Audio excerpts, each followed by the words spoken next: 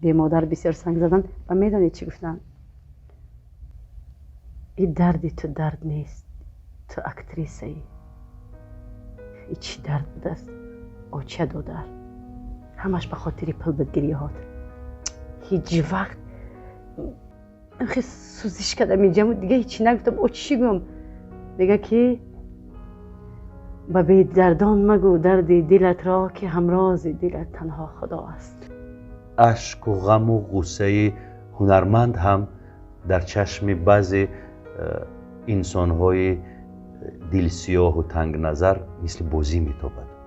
فکر میکنند که غمش نیز ساخته است، خندهش نیز ساخته است، اما نمیدونند که هنرمند نیز اشک میریزد، احساس تنهایی میکشد، گشنه میماند، غمگین میشود. میگه که گفت که هر یک خنده من درد دارد.